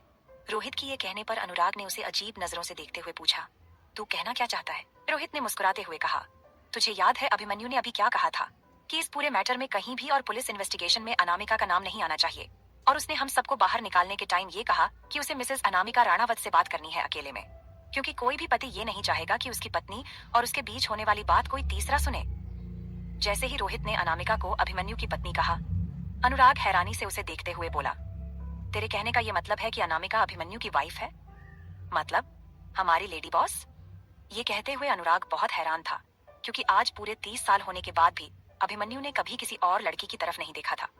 यहाँ तक कि अभिमन्यु, अनुराग, रोहित और नमन जब भी पार्टी करने के लिए जाते थे और उन्हें लड़कियां अप्रोच करती थीं, तो वे कुछ देर के लिए मस्ती कर लेते थे, लेकिन अभिमन्यु ने कभी अपनी हदें पार नहीं की। अभिमन्यु के दिल दिमाग में हमेशा एक ही लड़की रहती थी, उसके बचपन की मोहब्बत। अनुराग और रोहित को अभिमन्यु के लिए बहुत खुशी हो रही थी। अनुराग ने मुस्कुराते हुए कहा, तो इसका मतलब है कि हमारे अर्धनारीश्वर को उसकी अर्धांगिनी मिल गई, जो उसे अब पूरा कर रही है। रोहित ने भी मुस्कुराते हुए कहा, बिल्कुल, तभी तो उसने हमें बाहर निकाल दिया केबिन से, ताकि वो अपने तरीके से अपनी वाइफ से बात कर सके। फिर रोहित ने अपनी आंखों को रोल करते हुए अनुराग से कहा, वैसे दोनों के बीच में अंदर अकेले केबिन में बात हो रही होगी या फिर दोनों रोमांस कर रहे होंगे, लेकिन अभिमन्यु ने हमें बताया नहीं कि उसने कब शादी की। तभी अनुराग ने कहा, वो पर्सनल चीज शेयर नहीं करता है, तुझे पता है ना? इसलिए उसकी माँ ने कहा होगा, क्योंकि उसने एक बार बताया था कि उसकी मॉम चाहती है कि वो शादी कर ले, तो शायद अनामिका उसकी मॉम की पसंद हो। लेकिन अनुराग फिर सोच में पड़ गया, अनामिका हमारी ही ऑफिस की एम्प्लॉय है और अभिमन्यु ने हमारे ऑफिस के एम्प्लॉय से शादी की। ये बात कुछ हजम नहीं हो रही। अनुराग की बात सुनकर रोहित ने मुस्कुराते हुए कहा, यार, जब से हमने अभिमन्यु को जाना है तब से वो हमेशा अकेला ही रहा है। ऑफिस में भी प्रोफेशनल रहता था और बाहर भी लड़कियों में कोई इंटरेस्ट नहीं दिखाता था, लेकिन अब ये सब देखकर लग रहा है कि उसकी लाइफ में कुछ तो ट्विस्ट आया है। अनुराग ने सिर हिलाते हुए कहा, सही कह रहा है तू। मुझे तो अब ये जानने में ज्यादा इंटरेस्ट है कि आखिर अभिमन्यु और अनामिका की कहानी कब और कैसे शुरू हुई।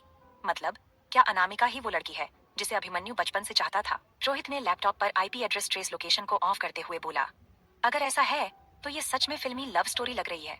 लेकिन एक मिनट, अगर अनामिका उसकी बचपन की मोहब्बत थी तो उसने पहले कभी बताया क्यों नहीं? क्या वो इस बात से डर रहा था कि उसकी बचपन की मोहब्बत अनामिका को कोई और चुरा ले जाएगा? अनुराग ने रोहित की बात पर हंसते हुए कहा, भाई, ये अभिमन्यु है। जब से उसे जाना है तब से वो अपनी फीलिंग्स छुपाता आया है, लेकिन लगता है कि अब ये राज खुल चुका है। उसी वक्त केबिन के अंदर अनामिका अभी भी अभिमन्यु की बाहों में थी। उसकी धड़कनें तेज चल रही थीं और उसकी सांसें अब भी अभिमन्यु के सीने से टकरा रही थीं। अभिमन्यु ने हल्के से उसकी थूड़ी ऊपर उठाई और उसकी बंद आंखों को देखा। अभिमन्यु ने अपने होठों अनामिका के होठों पर रख दिया, लेकिन अभी अभिमन्यु के होठों का दबाव अनामिका के होठों पर अभी रखा ही था कि तभी केबिन का दरवाजा खुला और दो लोग अंदर आए, जिनकी नजर अभिमन्यु और अनामिका की तरफ नहीं थी। रोहित ने कहा, अभिमन्यु, काम हो गया है। अब आईपी एड्रेस ट्रेस नहीं हो सकता और ना ही कोई पुलिस इन्वेस्टिगेशन अनामिका के नाम से होगी। ये कहते हुए रोहित ने जैसे ही अपना सिर उठाकर अभिमन्यु की तरफ देखा, उसकी आवाज अचानक रुक गई। अनुराग और रोहित दोनों ही अब उन दोनों को देखने लगे। वहीं अभिमन्यु और अनामिका अभी भी एक दूसरे की बाहों में थे। हालांकि केबिन का दरवाजा खुलने पर अभिमन्यु ने अपने होंठ अनामिका के होठों से हटा लिए थे, लेकिन अनामिका अब भी उसकी बाहों में थी। अनामिका ने जल्दी से अपना चेहरा अभिमन्यु के सीने में छुपा लिया, जबकि अभिमन्यु